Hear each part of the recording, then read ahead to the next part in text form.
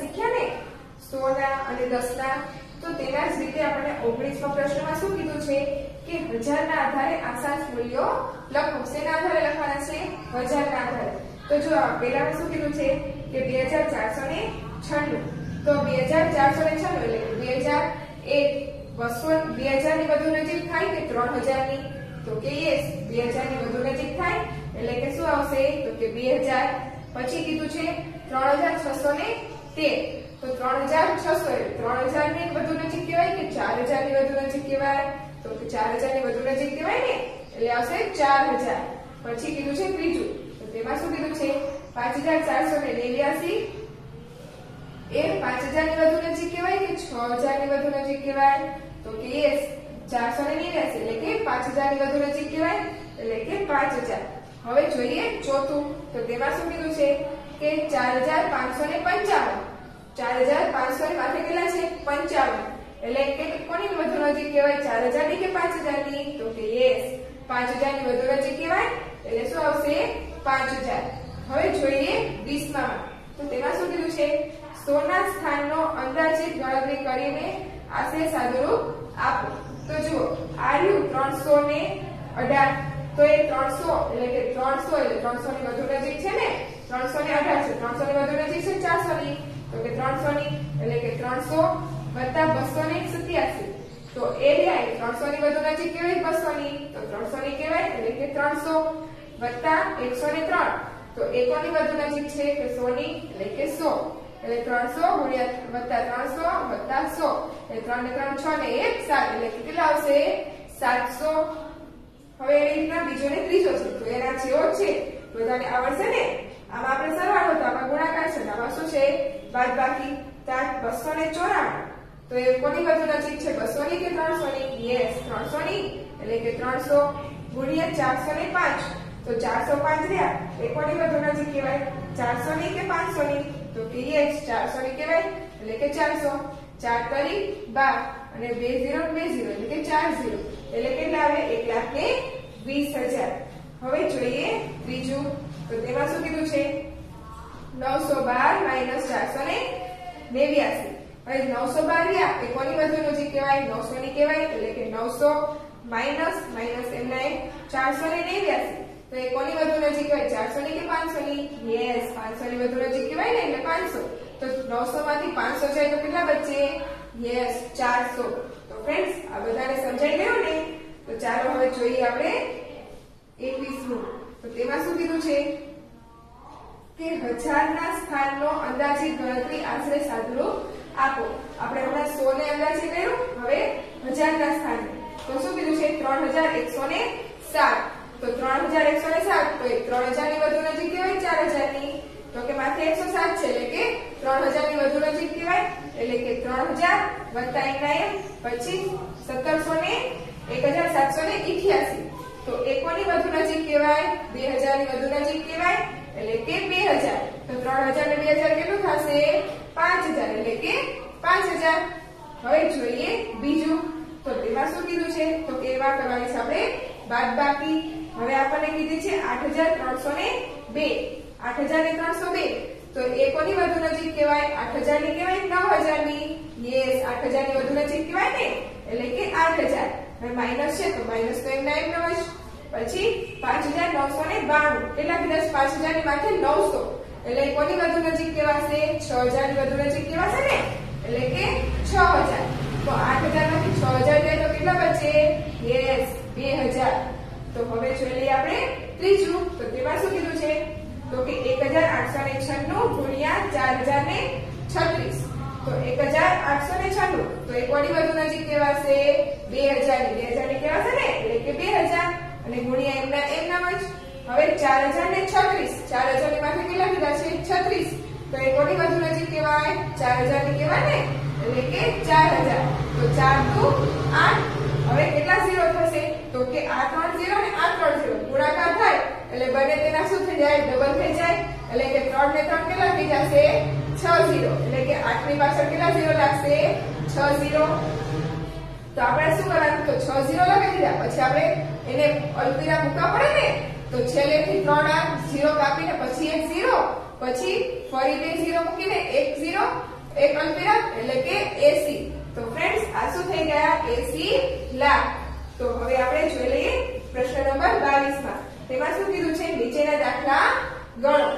તો દાખલા ગણવાના છે. તેમાં પહેલું આપણને કીધું છે કે 8 6 1 4 0 અને 3 અંકોનો એક જ વખત ઉપયોગ કરીને બનતી 6 અંકની મહત્તમ સંખ્યા અને ન્યૂનતમ સંખ્યાનો તફાવત શોધો. હવે મહત્તમ સંખ્યા એટલે કે મોટામાં મોટી સંખ્યા અને ન્યૂનતમ સંખ્યા એટલે કે નાનામાં નાની સંખ્યા.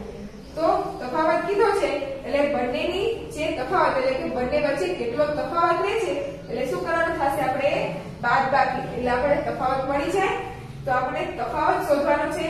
તો આ સંખ્યાનો ઉપયોગ કરીએ એટલે શું છે 8 6 1 4 0 અને 3. આમ છે 1 6 8 6 1 4 0 અને 3 શું કીધું છે એક જ વખત ઉપયોગ કરવાનો છે. અને શું કરવાની છે મોટામાં મોટી સંખ્યા બનાવવાની છે અને નાનામાં નાની. તો મોટામાં મોટી સંખ્યા કઈ બને તો કે મોટી સંખ્યા અને બીજી કઈ બનશે તો કે નાની સંખ્યા. તો મોટી સંખ્યા કીધી હોય ત્યારે આમાં શું લેવાનું સૌથી મોટી સંખ્યા લેવાની. તો આ મોટી સંખ્યા કઈ છે તો કે યસ 8 છે એટલે કે 8 પછી તો કે 6 પછી તો કે 4 પછી તો કે 3 પછી 1 અને 0. આ થઈ ગઈ. તો છેલ્લા 3 આંકડે હોય પછી 2 આંકડે હોય એટલે આ થઈ ગયું આપણું 8,64,310. હવે જ્યારે નાનામાં નાની સંખ્યા બનાવીએ ત્યારે શું લેવાની સૌથી નાની સંખ્યા એટલે કે 0. પણ 0 લેવાની નહીં કે લેવાની 1 પછી લેવાનો 0 પછી તો કે તેનાથી મોટી તેનાથી મોટી તેનાથી મોટી અને એનાથી મોટી એટલે કે 6 3 આંકડે પોઈન્ટ પછી 2 આંક પોઈન્ટ આપીને પછી એક અલ્પવિરામ એટલે કે 1,03,468. આ શું મળી તો કે સૌથી નાનામાં નાની સંખ્યા. શું કરવાનું છે આપણે બંનેનો તફાવત કાઢવાનો છે. તો આપણે શું કરવાની તફાવત કાઢવો હોય ત્યારે બાદબાકી. તો 0 માંથી 8 જાય ન જાય એટલે શું લેવાનો દસકો. એનાથી શું થઈ જાય તો કે 0. 10 માંથી 8 જાય તો કેટલા બચે તો કે 2. 0 માંથી 6 જાય ન જાય એટલે કે દસકો લેવાનો. અહીંયા થઈ જશે 2. હવે 10 માંથી 6 જાય તો કેટલા બચે યસ 4. 2 માંથી 4 જાય ન જાય તો શું લેવાનો દસકો. અહીંયા શું થઈ જશે 3. 12 માંથી 4 જાય તો કેટલા બચે યસ 8. પછી 3 માંથી 3 જાય તો 0. 6 માંથી 0 જાય યસ જાય તો શું બચશે 6. 8 માંથી 1 જાય તો યસ 7. એટલે શું આવશે 7,60,842. આ શું મળ્યો આપણો તો કે આ મળ્યો આપણો તફાવત. કેટલો મળ્યો તો કે 7,60,842. તો ફ્રેન્ડ્સ આ સમજાઈ ગયો ને દાખલો બધાને. હવે આવો પૂછવામાં આવે બધાને આવડશે ને. તો ચાલો હવે જોઈએ આપણે આગળ દાખલો. તો હવે શું કીધું છે આપણને દાખલા નંબર 2 માં કે એક વિદ્યાર્થીએ 6,487 નો 45 વડે ગુણાકાર કરવાને બદલે 55 વડે ગુણાકાર કર્યો. તો વિદ્યાર્થીનો જવાબ કેટલો વધારે ગણાયો. કેટલા લેવાના હતા તો કે 45 લેવાના હતા. આનો ગુણાકાર આની વડે કરવાનો હતો પરંતુ તેને આની વડે કરી દીધો. તો તેને કેટલા વધારે આવ્યા તો શું કરવાનું થશે તો કે આનો ગુણાકાર આની વડે બંને વડે કરવાનો. પછી આમાંથી આનો ગુણાકાર બાદ કરવાનો. તો ચાલો એ કેવી રીતે આપણે જોઈ લઈએ. ઓકે તો સૌથી પહેલા શું રકમ છે તો કે 6,487. એનો ગુણાકાર કેટલા વડે કરવાનો હતો તો કે 55 વડે કરવાનો હતો. અને થઈ ગયો કેટલા વડે તો કે 6,487 ગુણ્યા 45 વડે થઈ ગયો. તો બંનેમાં જવાબ શું આવે આપણે જોઈ લેવો પડે.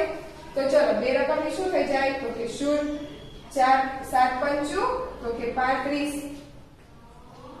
હવે 8 પંચું 40 41 42 ને 43. 4 5 ચોક 20 20 ને 22 ને 23. 6 પંચા 30 31 ને 32. આમ થઈ ગયું.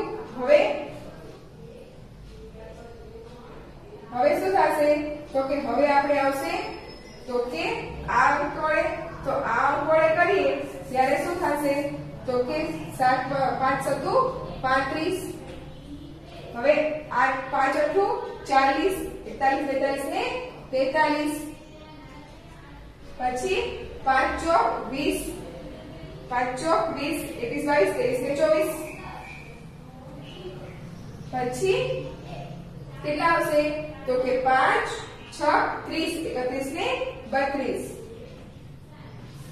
એટલે કે શું કરવાનું થશે તો કે સરવાળો 5 પછી 5 ને 3 8 થશે ને 7 ને 3 ને 4 તો કે 7 4 ને 2 6 3 ને 2 5 3 ને 3 3 આમ થઈ જશે એટલે કે 3,56,785. આવો આવ્યો.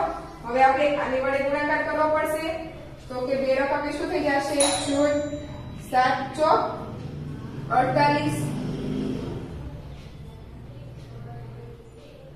7 અઠ્ઠું 56 4 7 6 4 6 6 આપણે 7 ચોક 48 7 અઠ્ઠું 56 56 57 58 એટલે કે 7 નો ઘડિયો આપણે 6 નો ઘડિયો 4 નો ઘડિયો ક્યાં સુધી બોલવાનો છે 7 સુધી તો કે 7 એકા 7 7 દુ 14 7 એકી 7 ચોક 28 7 ચોક 28 7 પંચું 35 એટલે 7 સુધી બોલાઈ ગયો. હવે શું બોલાવવાનો છે 8 નો ઘડિયો આપણે 4 સુધી એટલે કે 8 એકા 8 દુ 16 8 ત્રી 24 8 ચોક 32 33 ને 34. પછી ચોકો ચોકો 16 17 18 19 એટલે કે 9 અને 1 હવે 6 ચોક 24 25 એટલે કે 1 એટલે કે 25. હવે 5 નો કરવાનો 5 સત્તુ 35 5 અઠ્ઠું 40 41 42 ને 43 5 ચોક 20 20 21 22 23 ને 24. હવે 6 પંચા 30 31 ને 32.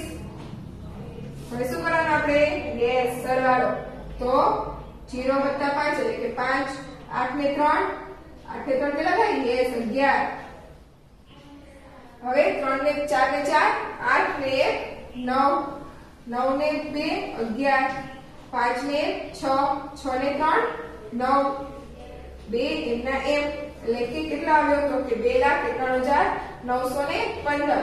તો આપણે શું કરવાનું આ લેવાનો હતો અને ભૂલથી આ લેવાઈ ગયો તો આપણે શું કરવાનું થશે કેટલો વધારે લેવાઈ ગયો તો આપણે આમાંથી આ બાદ કરવું પડશે તો કે 3,56,785 માંથી શું કરવાના છે તો કે 2,91,915 બાદ કરવાના.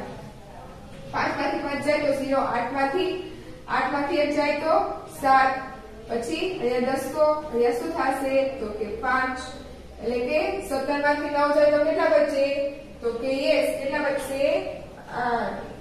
હવે 5 માંથી 4 1 જાય તો 4 પછી 5 માંથી 9 જાય એટલે શું આવશે તો કે 10 તો એટલે કે 10 તો અહીંયા થઈ જશે 2. 15 માંથી 9 જાય તો કેટલા બચે યસ 6 અને 0 એમના એમ એટલે શું આવ્યો 64,870. આ શું આવ્યો તો કે વધારે ગણાયો તે કેટલો આવ્યો તો કે વધારો આવ્યો 64,870 નો. તો ફ્રેન્ડ્સ હવે આ દાખલા પૂછવામાં આવે તો બધાને આવડે ને યસ વેરી ગુડ. તો ચાલો હવે જોઈએ આપણે દાખલા નંબર 3. તો તેમાં શું કીધું છે ગોળના એક રવાનું વજન 5 કિલોગ્રામ 125 ગ્રામ. તો આવા એક ગોળના રવા 8 ગોળના રવાનું કુલ વજન કેટલું થાય તો આપણને શું કીધું છે તો આપણને કીધું છે કે એક ગોળના રવાનું વજન કીધું છે કેટલું છે તો કે 5 કિલો અને 125 ગ્રામ એટલે કે 5 કિલોગ્રામ અને 125 ગ્રામ. તો 1 કિલોગ્રામ એટલે કે 1 કિલોગ્રામ બરાબર કેટલા ગ્રામ થાય તો કે 1000 ગ્રામ. એટલે તો 5 ગુણ્યા 1000 કરીએ એટલે આપણને ગ્રામમાં ફેરવાઈ જાય. આ શું થઈ મળી જશે હવે ગ્રામ અને વત્તા શું કરી દેવાના 125 તેમાં પ્લસ એટલે કે 5000 5 ગુણ્યા 1000 એટલે 5000 વત્તા 125 હવે આ બંનેનો શું કરી દેવાનો સરવાળો એટલે કે શું આવશે 5125 ગ્રામ આ શું કર્યું આપણે તો કે આપણને એક ગોળના રવાનું વજન કીધું હતું કેટલું છે 5 કિલોગ્રામ અને 125 માથે ગ્રામ તો 5 કિલોગ્રામ છે તો 1 કિલોગ્રામ બરાબર કેટલા ગ્રામ થાય તો કે 1000 ગ્રામ તો 5 કિલોગ્રામ બરાબર 1000 કરવા પડે ગુણ્યા 1000 એટલે 5000 પડી ગયા અને 125 તેમાં ઉમેરી દેવાના એટલે કેટલા આવે તો કે 5125 તો શું કીધું છે આવા 8 ગોળના રવાનું કુલ વજન કેટલું તો આપણને એક ગોળનો રવો મળ્યો એટલે કે રવો અને વજન તો એક ગોળના રવાનું વજન કેટલું થયું તો કે 5125 ગ્રામ તો આપણે કેટલા કીધા છે ગોળના રવા તો કે 8 તો તેનું વજન કેટલું તો શું કરવાનું તો 5125 ગુણ્યા 8 એમ થશે તો 5 અઠ્ઠું 40 8 દુ 16 17 18 19 20 એટલે કે 2 8 1 8 9 10 એટલે કે 5 અઠ્ઠું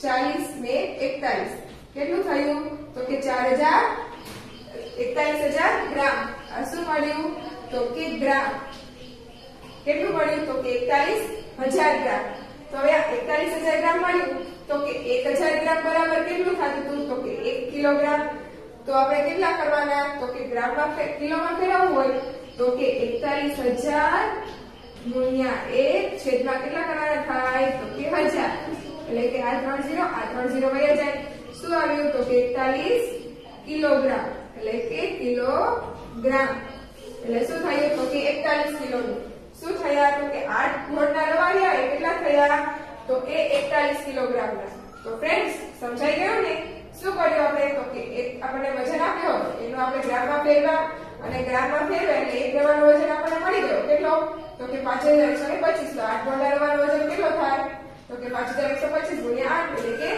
41000 હવે તે ગ્રામમાં હતા એને આપણે કિલોમાં ફેરવવું પડે તો 41000 ના છેદમાં ગ્રામ કેટલા થાય તો કે 1000 એટલે કે 00 એટલે શું બચ્યું તો કે 41 એટલે 41 શું મળ્યા કિલો એટલે કે 8 ગોળના રવાનું વજન કેટલું થયું તો કે 41 કિલો તો ફ્રેન્ડ્સ સમજાઈ ગયા ને આ દાખલા બધાને તો હવે આવા દાખલા બીજા પૂછવામાં આવે બધાને આવડશે ને યસ વેરી ગુડ તો ચાલો આપણે આગળ બીજા દાખલા આગળ જોઈ લઈએ ઓકે